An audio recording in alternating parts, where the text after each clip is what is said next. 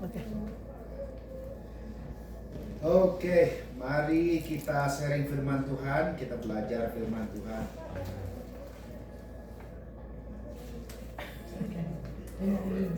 Ignore aja.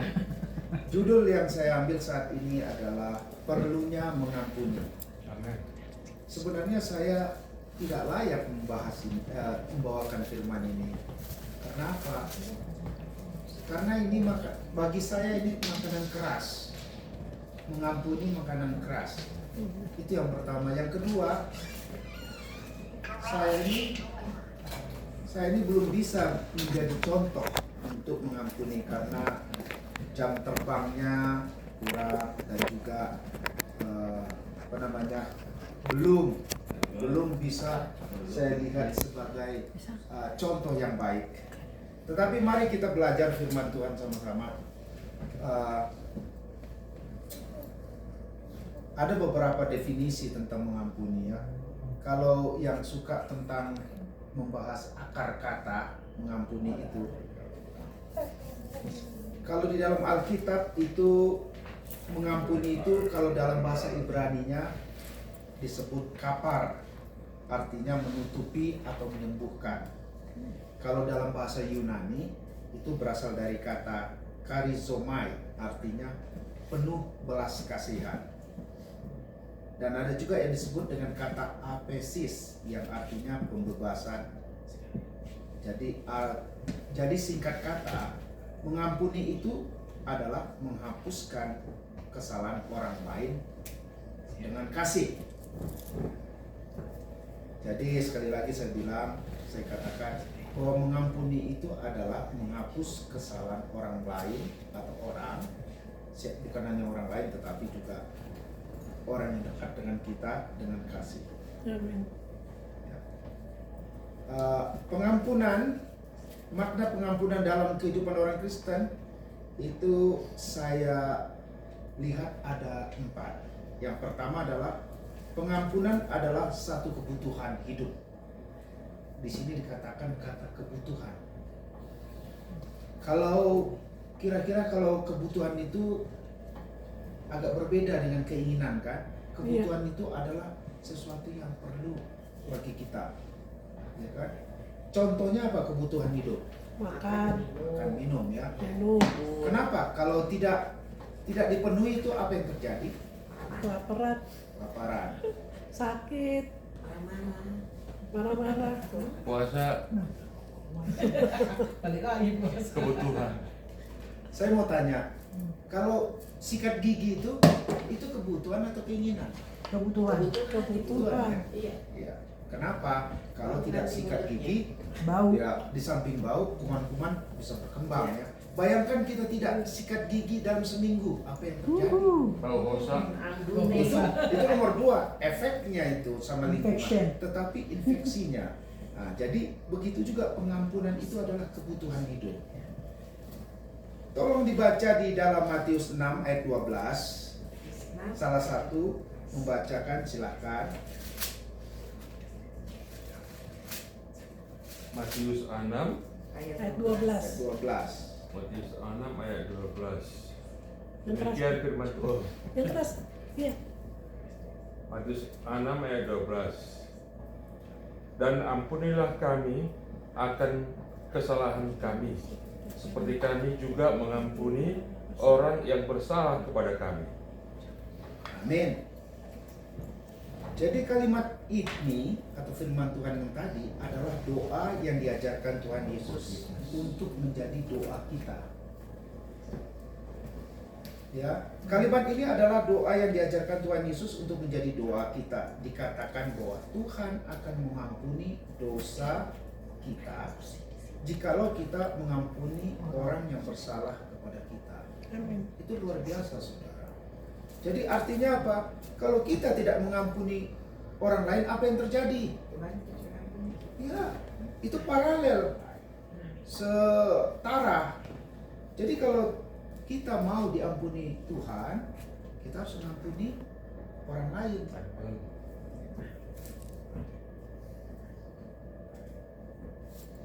Jadi artinya dikatakan bahwa Tuhan akan mengampuni dosa kita jikalau kita sudah mengampuni orang yang bersalah kepada kita. Sangat tidak ada artinya kehidupan kita dalam mengikut Tuhan jika dosa kita tidak diampuni Tuhan. Jadi ngapain kita kebaktian-kebaktian seperti ini kalau Tuhan tidak mengampuni dosa kita? Itu sama dengan kita seorang hipokrit, ya kan?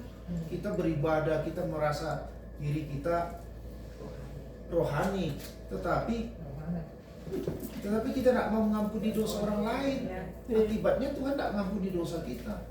Percuma, sia-sia kita beribadah, menghabiskan waktu berhari-hari, berjam-jam, berminggu-minggu datang untuk kebaktian, tapi kita tidak diampuni Tuhan dosa kita. Jika dosa kita tidak diampuni Tuhan, maka kita tidak akan menjadi pewaris kerajaan sorga dan juga tidak berhak akan janji berkat Tuhan di dalam kehidupan ini. Tetapi Tuhan tidak akan mengampuni kita jikalau kita belum mengampuni orang yang bersalah kepada kita. Itulah sebabnya mengampuni orang adalah kebutuhan kita supaya Tuhan juga mengampuni kita. Jelas ya, yang pertama, mengampuni itu kebutuhan hidup. Bukan keinginan kita, bukan karena kondisi kita. Saya mau mengampuni hari ini, besok saya nggak mau. Bukan karena mut-mutan, tapi kebutuhan. Tuhan bilang. Yang kedua, yang saya lihat di sini, pengampunan adalah merupakan gaya hidup orang Kristen. Bisa nggak? Ada nggak yang bisa bantu saya? Apa itu gaya hidup? Bisa kasih contoh nggak? Seperti apa gaya hidup? Bukan hanya masalah pengampunan, tapi secara umum.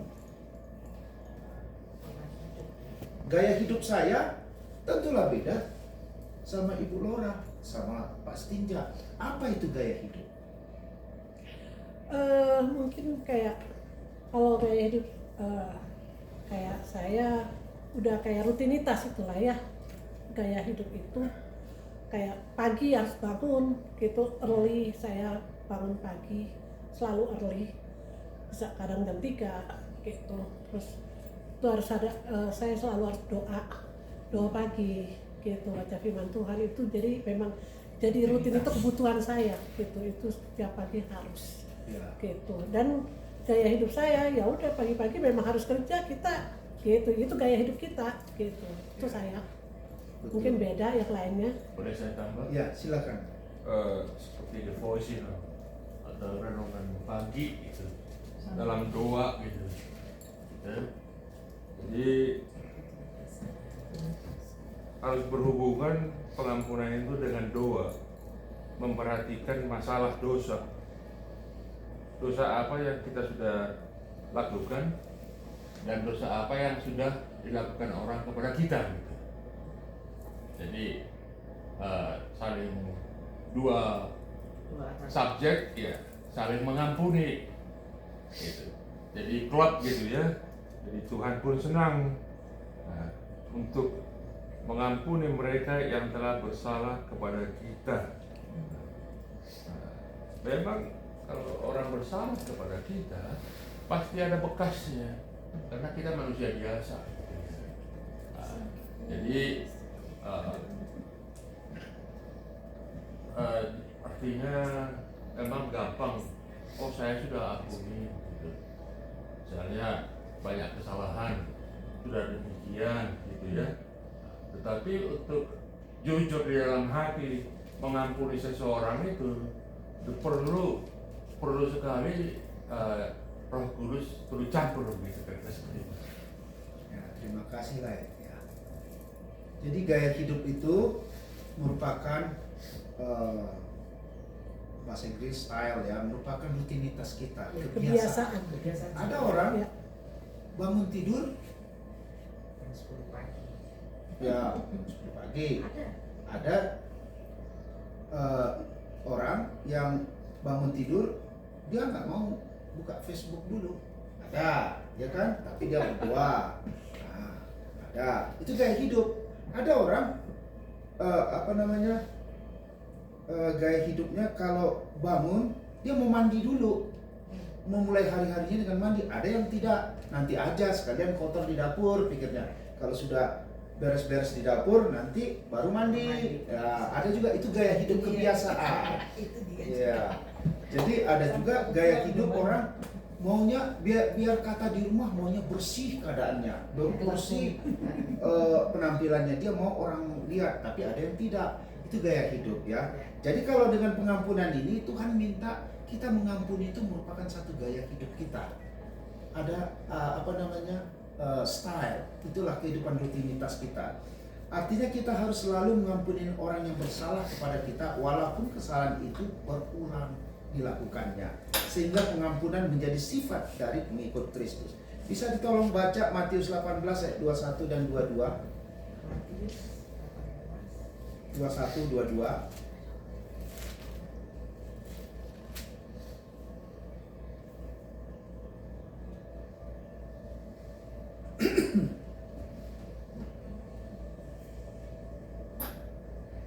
Kemudian datanglah Petrus dan berkata kepada Yesus, Tuhan, sampai berapa kali aku harus mengampuni saudaraku jika ia berbuat dosa terhadap aku?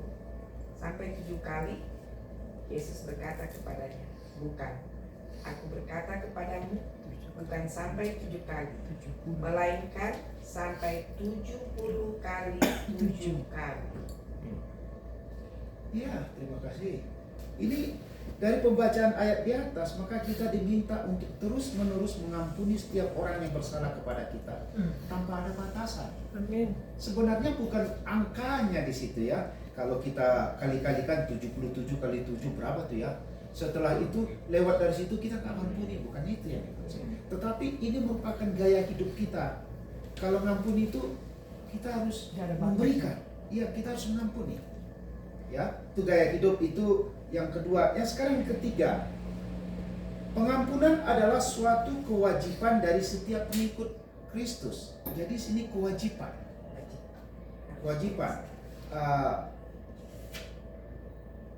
Bisa dibantu saya untuk membuka Lukas 17 ayat 3 dan 4.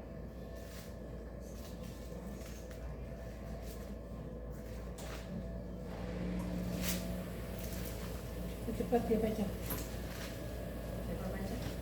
Siapa cepat dia baca. Jagalah dirimu, jikalau saudaramu berbuat dosa, tegurlah dia. Dan jikalau ia menyesal, ampunilah dia.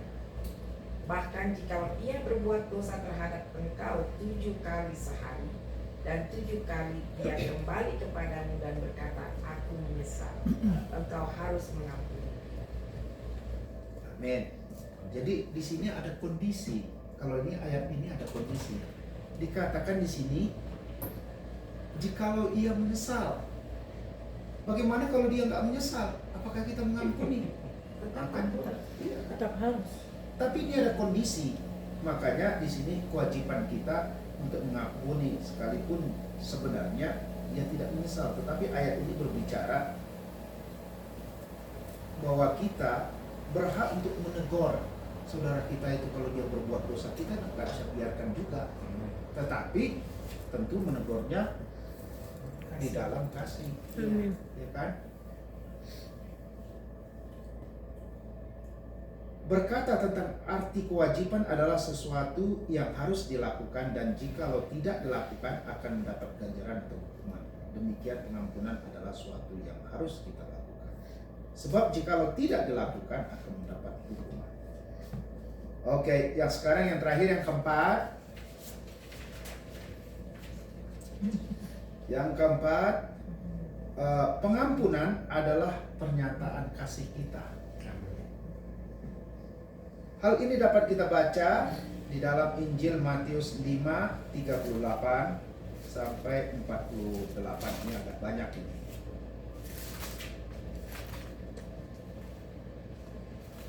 Coba ayat 44 aja. Ya, Matius 5:38 sampai 48. Katanya sampai 48, tapi kita mau baca yang ayat 44 saja. Udah. Tetapi aku berkata kepadamu, kasihilah musuhmu dan berdoalah bagi mereka yang menganiaya kamu. Ya, sekali lagi ini perkataan Tuhan Yesus. Tetapi aku berkata kepadamu, kasihilah musuhmu dan berdoalah bagi mereka yang menganiaya kamu. Haleluya. Ya. Saya mau tanya, mana yang lebih susah? Mana yang lebih susah? Mengampuni orang lain atau mengampuni musuh kita dibandingkan mengasihi musuh kita? Mengasihi musuh. Itu yang apa? Yang lebih susah atau lebih mudah? Lebih susah. Lebih susah. Ya. Mengampuni itu Tidak gampang. ternyata lebih mudah daripada mengasihi musuh. Ya kan? Nah, jadi kalau mengampuni, saya kasih contoh ya. Ada dulu kejadian di Indonesia, kalau saudara masih ingat, saya agak-agak lupa itu ceritanya. Ada yang ternyata pacarnya, kalau nggak salah pacarnya membunuh anak perempuannya. Kemudian mati anak perempuannya ini. Kemudian dibawa kasus ini ke polisi dan ke pengadilan. Tetapi orang tuanya akhirnya mengampuni yang bunuh itu. Saya ampuni. Tetapi dia secara rohani mengampuni, tetapi proses hukum tetap berjalan. Iya, akhirnya ya mungkin si cowoknya itu masuk penjara. Nah, itu pengampunan. Dia mengampuni, tetapi apa yang terjadi dia serahkan kepada otoritas pengadilan dan dia tetap dihukum. Itu mengampuni, tetapi mengasihi musuh itu luar biasa, saudara. Tidak mudah. Amin. Ingat nggak tentang perumpamaan orang yang berutang itu? Pernah dengar kan? Ada yang saya lupa itu berapa satuannya. Ada yang 5, kita katakanlah 5 sikal. Nah, mula-mula yang besar kali, yang besar itu diampuni, minta sama raja kan?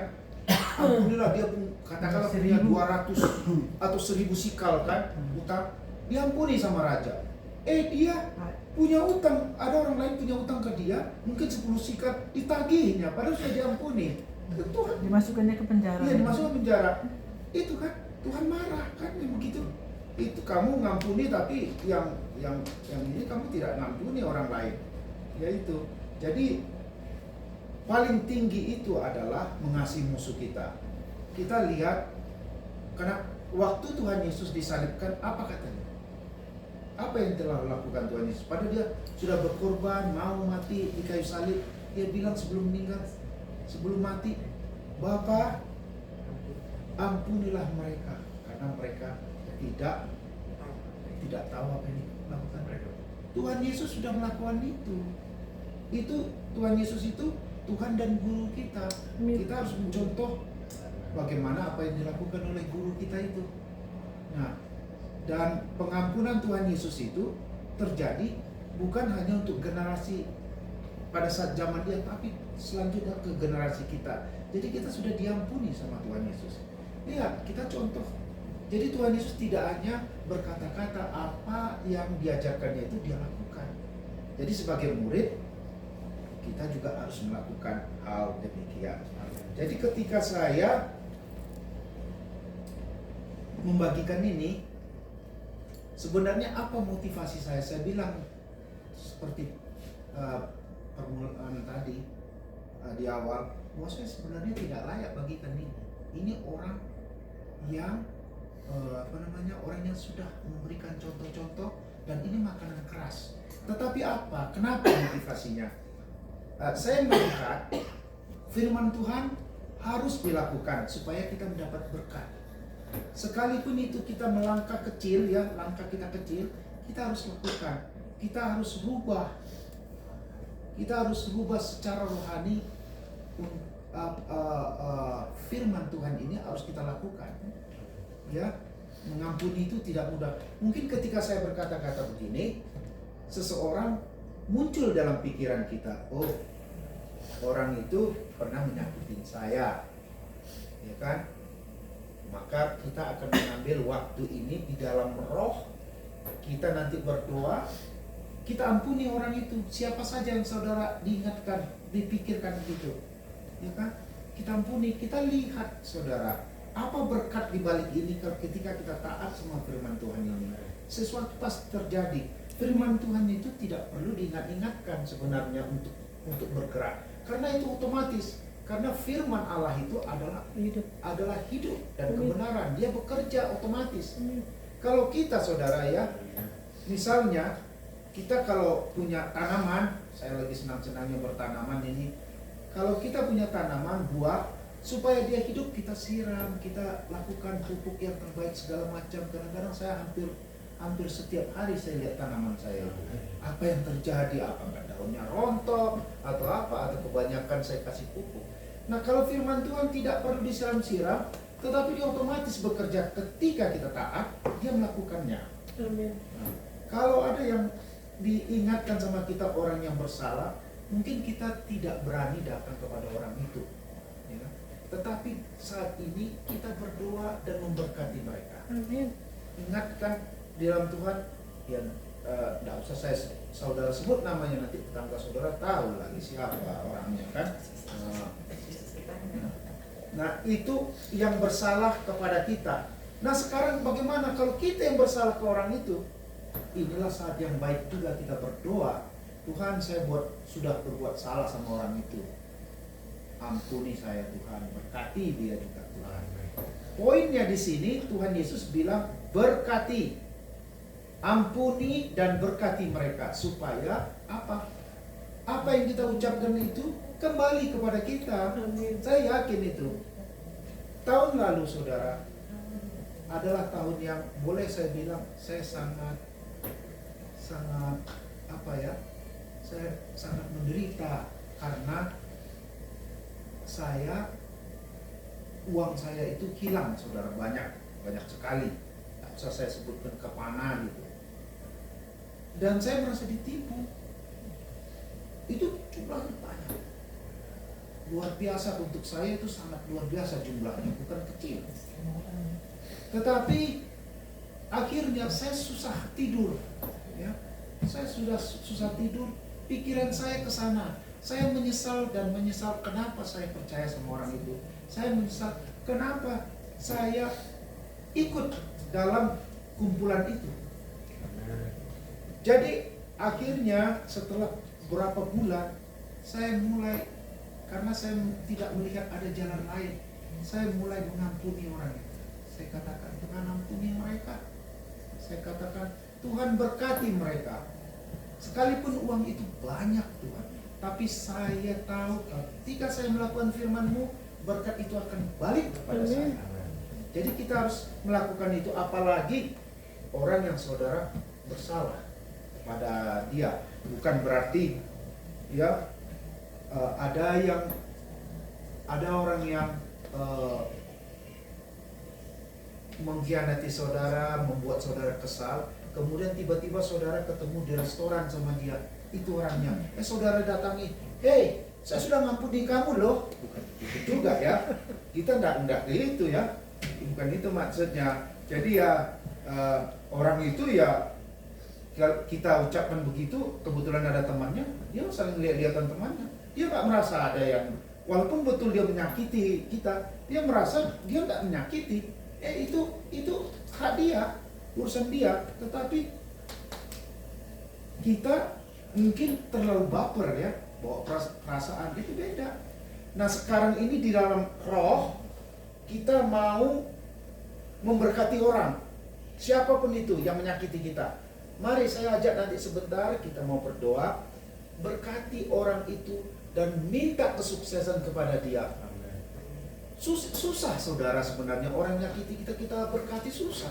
Loh Tuhan, dia nyakitin saya, kok saya suruh berkatiin dia? Kalau bisa mampus dia, kalau bisa mati dia, atau kalau bisa susah semua keluarganya. Itu gaya hidup yang ditanamkan oleh iblis. Tetapi saya bilang tadi, gaya hidup kita ada 4 tadi. Nah, kita mau berjalan di dalam roh dan memberkati orang. Amin, saudara? Amin. Ayo, mari kita berdoa. Sebentar kita ingat, kalau Roh Kudus ingatkan akan seseorang, bayangkan dia di depan mata kita, dan kita katakan kepadanya, Walaupun berat, walaupun susah, kami mau taat firman Tuhan karena ini perintah Tuhan Yesus. Saya percaya saudara, kalau Tuhan memberikan firman-Nya, ada konsekuensinya di sana, ada berkatnya di sana, ada yang diharapkan Tuhan dari kita di sana. Sementara saudara membayangkan dia, mari saudara katakan, aku memberkati engkau, aku memberkati engkau, engkau sukses, engkau menjadi orang yang luar biasa, engkau akan diberkati Tuhan, keluargamu, anak-anakmu, cucumu, keuanganmu diberkati, engkau akan menjadi orang yang baik di hadapan Tuhan, engkau akan menyerahkan hidupmu kepada Tuhan. Terima kasih Tuhan, terima kasih, kami mengingat orang-orang ini Tuhan. Secara roh Tuhan kami sudah melangkah, secara roh kami sudah taat kepadamu Tuhan. Kami tahu firman-Mu ini ya dan amin Tuhan. Engkau akan memberi upah kepada orang yang taat kepadamu Tuhan. Kami ini bukan dari dunia ini, kami bukan warga negara dunia ini, tetapi kami dari kerajaan surga. Oleh sebab itu kami percaya kepada Engkau Tuhan, dan kami akan melihat hasilnya. Terima kasih Tuhan, firman-Mu telah ditabur. Biarlah kami melihat hasilnya Tuhan. Biarlah nama Tuhan dipermuliakan dalam hidup kami. Biarlah kami semakin berbuah dan berbuah dan berbuah. Orang akan mengetahui bahwa kami adalah anak-anak terang. Terima kasih Bapa, materaikan firman-Mu di dalam nama Tuhan Yesus kita katakan. Amin.